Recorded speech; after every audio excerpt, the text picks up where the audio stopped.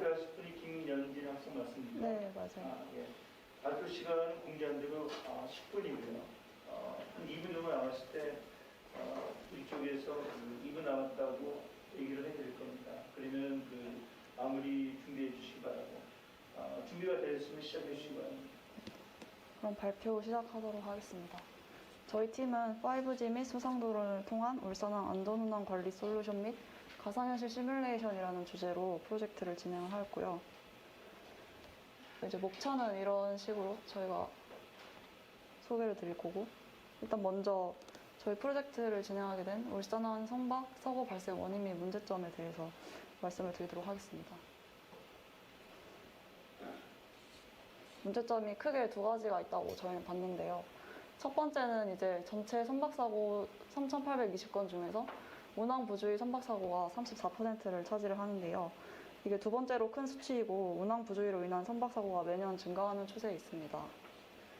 다음 문제는 이제 VTS 시스템에 문제가 있다고 생각을 했는데, VTS 시스템이라는 거는 이제 Vessel Traffic Service라고 해서 해상교통 관제센터를 의미를 해요.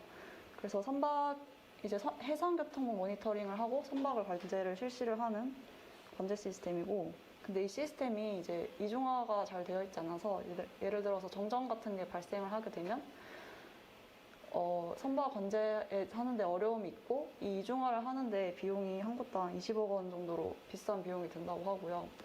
100% 해외 장비들로 구축이 되어 있기 때문에 유지 보수나 개발에 아주 큰 비용이 소모가 된다고 합니다. 또한 운항부주의로 인한 선박사고는 소형 선박이 대부분의 원인이 되는데 50톤 미만 선박은 관제 대상이 아니기 때문에 문제가 발생할 수 있다고 볼 수 있습니다.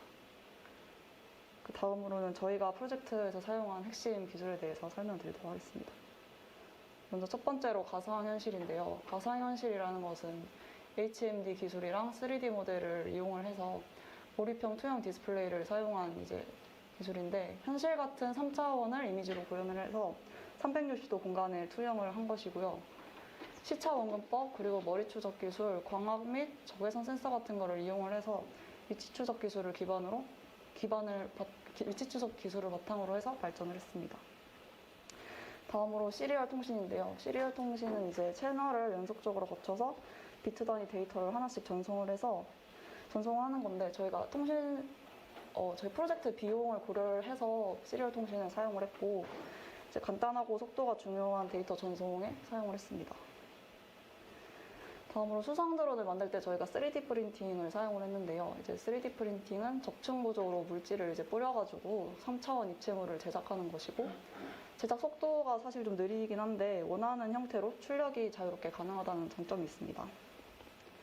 다음으로 저희가 이제 관제 시스템 이중화를 위해서 관제 시스템에 대해서 알아봤는데, 그 관제 시스템 사용할 때 AIS라는 것을 사용합니다. AIS는 이제 항해 안전이나 보안 강화를 위해서 선박의 여러 가지 정보들을 무선 통신으로 자동 송신할 수 있는 항해 장비고, 선박의 정확한 위치 정보를 수집하고 제공을 해서 항만 관제에 활용할 수 있고, 해양 사고가 발생했을 때 수색이나 구조를 지원하는 시스템입니다. 그리고 아까 말씀드렸던 VTS는 선박 통항의 안전이나 효율을 증가시키고 환경을 보호하기 위해 중앙청이 제공하는 서비스로 지정된 구역들이 있는데 그 구역 내 교통 상황이랑 상호작용을 해서 대응할 수 있도록 하는 시스템입니다. 해상 인명 안전이나 항해 안전 같은 효율성에 기여를 하고, 해양 환경, 인접 해안, 작업장이나 연안 해상 설비를 보호하는 역할을 하고 있습니다. 다음으로 저희 솔루션에 대해서 설명을 드리도록 하겠습니다. 저희 팀 주제는 작년에 숭실대 팀에서 했던 비슷한 주제를 확장하고 보완을 해서 저희가 만든 주제인데요. 작년 숭실대 팀은 시뮬레이션을 그냥 2D 시뮬레이션으로 만들었고, 수상 드론을 이용해서 안전교육을 실시하는 두 가지로 프로젝트를 진행을 했었는데, 저희는 이걸 확장하고 보완을 해서 시뮬레이션은 가상현실 시뮬레이션으로 만들게 되었고, 두 번째로 수상 드론을 이용한 안전교육, 그리고 세 번째 관제 시스템까지 해서 프로젝트를 진행하게 되었고요. 전체 시스템은 세 가지로 이루어져 있다고 볼 수 있는데, 첫 번째, 두 번째 단계가 교육 시스템, 세 번째가 실제 운항을 했을 때, 교육을 마치고 실제 운항을 했을 때 사용할 수 있는 관제 시스템이고요. 첫 번째는 일단 저희가 직접 컨트롤러를 만들어서 그 컨트롤러를 이용해서 VR 시뮬레이션을 통해 운항 교육을 받을 수 있게 했고, 두 번째는 방금 말씀드린 컨트롤러로 이제 수상 드론을 또 원격 제어를 할 수가 있어요. 그래서 원격 제어도 할 수 있고, 그 웹페이지가 따로 있는데 웹페이지를 이용을 해서 수상 드론의 현재 운항되고 있는 모습을 그 원격으로 스트리밍해서 볼 수 있도록 만들었습니다. 그리고 세 번째는 아까 말씀드렸던 웹이랑 서버를 이용을 해서 이제 관제 시스템을 이용할 수 있도록 했습니다. 그래서 먼저 가상현실 시뮬레이션에 대해서 말씀을 드리면, 아까 말씀드렸던 컨트롤러는 이제 시리얼 통신을 통해서 PC로 사용자 제어 정보를 받아오게 되고, VR 글래스를 이용해서 이제 VR 가상현실로 그 교육을 받을 수 있게 돼 있고요.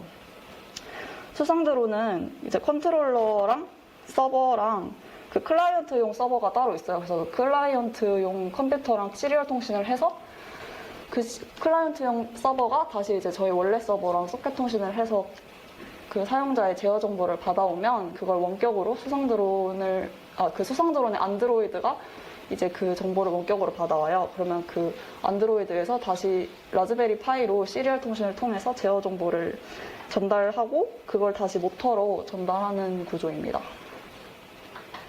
세 번째는 이제 관제 시스템인데, 저희가 이 관제 시스템에서 배를 이제 띄워줘야 되잖아요. 근데 그 배를 띄우는 원리가 어떤 거냐면, 아까 말씀드렸던 드론에 안드로이드가 부착이 돼 있는데 그 안드로이드가 GPS 값을 전달할 수 있다는 점을 이용을 하고, 그 안드로이드를 선박의 중앙, 상하, 좌우 이렇게 5군데에 부착을 하면 이제 그 GPS 값을 매핑을 해서 지도에 그 오른쪽 그림처럼 선박 위치를 표시해주게 됩니다. 그래서 아까 저희가 사용했던 서버를 이용을 해서 수상 드론의 안드로이드에서 GPS 값을 송신을 하면은 이제 웹 관제 시스템에서 이걸 소켓 통신으로 받아서 값을 매핑한 다음에 선박의 위치를 표시해주게 됩니다. 다음으로 저희가 구현하는 사항에 대해서 말씀을 드리면, 일단 왼쪽 그림은 VR 글래스를 이용해서 시뮬레이션을 작동하는 모습이고, 오른쪽은 이제 자체 컨트롤러인데, 저희가 이게 사진이 프로젝트가 다 완성되기 전에 찍은 사진이어서 이거는 이제 내부 구조라고 봐주시면 될 것 같아요. 그리고 가상현실에서는 울산항을 반영한 맵을 선택을 할 수가 있고, 원하는 선박 모델을 선택할 수가 있습니다. 그리고 시뮬레이션 작동은 왼쪽과 같은 화면으로 되게 되고, 그 시뮬레이션을 시뮬레이션으로 운항 교육을 다 완료를 하게 되면 자기가 이제 운항했던 그런 모습들을 다시 리플레이해서 볼 수가 있고요.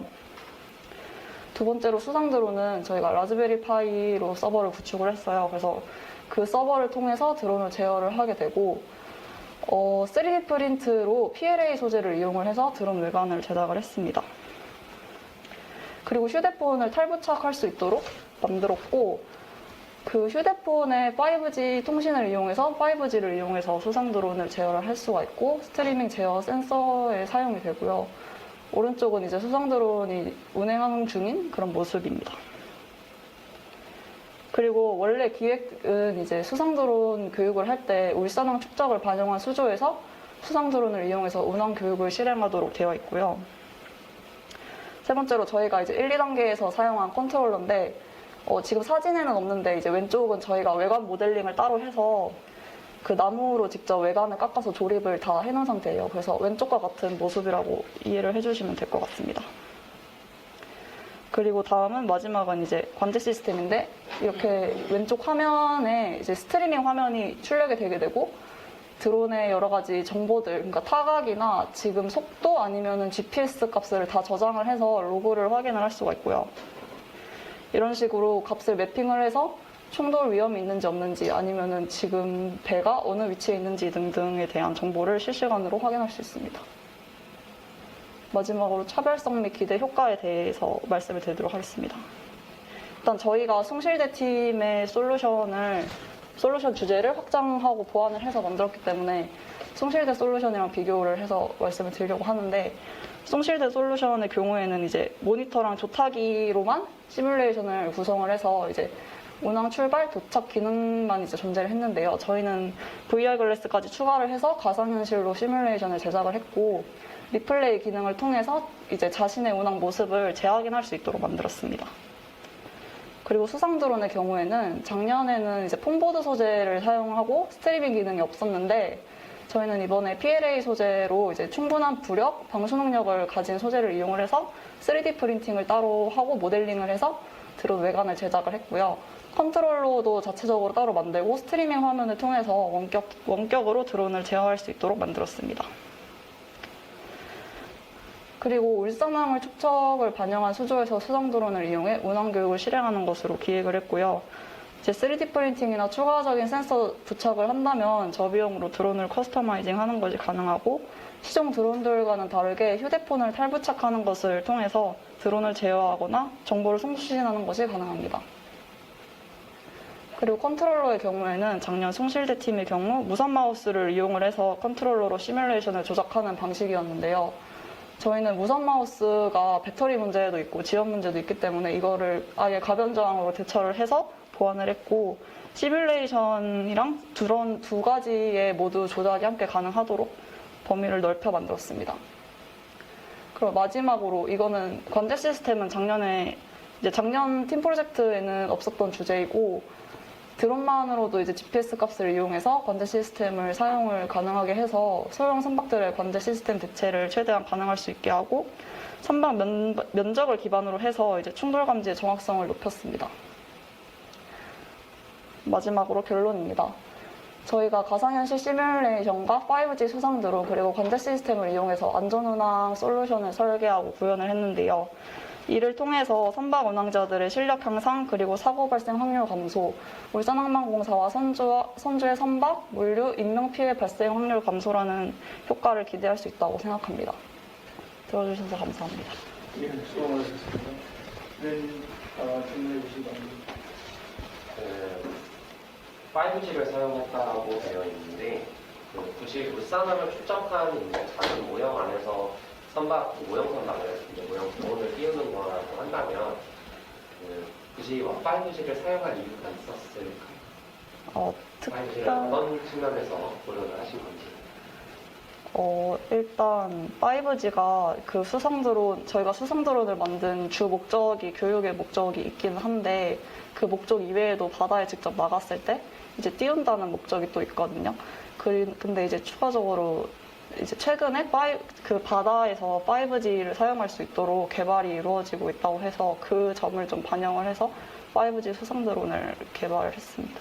그럼 그 5G 같은 경우는 현재 다른 노드피를 붙이는 특별한 역할 없이 그냥 안드로이드의 핸드폰이 수행하는 5G에 대한 역할로 통신을 진행을 하는 거죠? 네, 맞습니다. 그리고 그러면 지오 코딩을 한 걸 보니까 구글맵 플랫폼 사용하신 게 네, 구글맵 API 사용했습니다. 그러면 수상 드론에서의 그 상태를 실시간으로 꼭 VR로 봐야 되는 걸까요? 아까 전에 보니까 화면 자체가 VR로 3D가 아니라 그냥 모니터에만 봐도 VR을 꼭 끼지 않아도 상관없을 것 같은데 그게 이게 모델링은 다 3D로 지금 돼 있거든요. 그래서 VR 끼면은 이게 화면이 저희가 캡처를 한 거여서 2D로 보이는 건데 VR 끼면 다 이렇게 360도 볼 수가 있고 이 화면은 저희가 그냥 모니터에 연결을 하면은 이제 2D 상태로 나와서 그렇게 그게 캡처한 거여가지고 3D는 따로 구성하는 되어 있고 네, 다 구성은 되어 있습니다. 지금 수상 드론에서 안드로이드를 사용한 게 5G를 쓰기 위한 용도로 지정을 했어요. 네. 그럼 그냥 안드로이드 파에서 5G 모듈을 쓰는 것과 별반 차이가 없지 않나요? 근데 저희가 쓸 수 있는 자원이 그 한정이 되어 있고 또 저희가 드론에 GPS 값을 전송하거나送신하거나 이런 것도 해야 되고 아니면은 스트리밍 할 때 사실 라즈베리파이 카메라 모듈 사용하는 것보다는 핸드폰에 탑재된 카메라를 사용하는 게 훨씬 기능성이 있어서 좋다고 생각을 해서 안드로이드를 사용하고 있습니다. 안드로이드 안에 들어가 있는 그쪽에도 소프트웨어를 따로 집어넣어서 이렇게 만든 건가요? 그 안드로이드 어플이 있어요. 통신용의 그런 제어하는 어플이 있어서 그 어플도 따로 제작을 했습니다. 그래서 아무 생각해도 라즈베리 파이에 5G 모듈을 쓰고 그냥 거기서 데이터를 바로 보내는 게 데이터로 효율 측면에서도 좋을 것 같은데 굳이 이 3단계가 안드로이드가 추가된 이유를 잘 모르겠거든요. 그게 이제 프라이빗이라는 이름을 제목에 넣고 싶어서였는지 아니면 정말 그게 효용 가치가 있어서 생각을 하셨는지 조금 의문이 좀. 이게 지금 실제로 이 수상들어는 바다에 띄울 생각이 있을까요? 아, 네. 그래서 운동분들은 그렇다고 하면 그리고 아까 보니까 그렇다고 하기에는 너무 지금 수상들 제목 만드신 게 너무 작거든요. 이게 현재 여기 안드로이드 폰이 여기 요 구간대로 그 각 위치에 놓을 수 있어요? 여기 그러면은 앞뒤로 놓고 하는데 6개, 5개가 들어간 것처럼 보이는데 네. 실제 테스트한 건 한 개만 들어간 거예요. 어떤 테스트 말씀하시는 건가요? 그러니까 스마트폰이 꽂혀있는 그림을 보니까 하나는 아, 그게 핸드폰, 그러니까 그 매핑을 한다는 이야기가 드론 하나로 5개 값을 매핑을 한다는 게 아니라 이제 안드로이드 5개의 값을 이용을 해서 매핑을 한다는 의미였습니다. 실제로 선박은 중요한 게 헤딩이라든지 선박의 그 자세 이런 게 대단히 달라서 중요한데 안드로이드 폰만으로 헤딩 값을 읽기도 애매할 거고요. 이게 해상 환경이 전혀 고려가 안 되는 느낌이거든요. 제가 그 부분까지는 고려를 못한 것 같습니다. 그 실제 시뮬레이션 해봤어요? 어떤 부분 말씀하세요? 여기 저 뭐야 가상현실 시뮬레이션 그러니까 네. 그 실제 시뮬레이션 해봤네. 목조에서도 그렇다 어디에든 그런 해봤냐고. 네. 결과가 전혀 여기 제시가 돼 있지 않아가지고 몇 번 시도를 해봤습니까? 그 시뮬레이션이라는 게 그 어떤 단계를 말씀하시는 건지. 드론을 띄우거나 아, 네. 어딘가에 모형을 만든 후에 실제 실험, 전체적인 실험들을 진행한 거죠. 아, 네. 이제 첫 번째로 당연히 가상현실 시뮬레이션은 저희가 다 그 시뮬레이션 당연히 돌려봤고, 수상드론은 저희가 이제 밖에서 원래는 띄웠어야 되는데, 저희가 욕조에서밖에 못 띄웠어요. 저희가 완성을 하고, 욕조에서 띄우고, 이제 테스트를 하다가 중간에 그 승합 모듈 쪽에서 문제가 생겨가지고, 그 모터 하나가 안 돌아가는 문제가 마지막에 발생을 했어요. 그거를 몇 번째 할 때 그 문제가 생겼어요? 그 마지막에 거의 몇 번 했는데 마지막에는 몇 번째 마지막에? 한 대여섯 번 정도 저희가 실험했거든요. 계속 통신. 그런 데이터가 있어야지. 아, 네. 5번 하고 고장이 났다. 맞습니까? 네. 아, 알겠습니다. 한 30초 정도 마지막으로 이제 하고 싶은 얘기 있으면 해주시고 마치도록 하겠습니다. 저희가 프로젝트 기획 단계에서 사실 그 해상물류에 대해서 그 기존에 가지고 있던 지식이 그렇게 많이 없었다 보니까 좀 기획이나 설계 단계에서 힘들었었던 점이 있었던 것 같고, 그래도 그 부분 잘 나중에 보완을 더 할 수 있었으면 좋겠습니다. 네, 수고 많으셨습니다. 감사합니다. 감사합니다.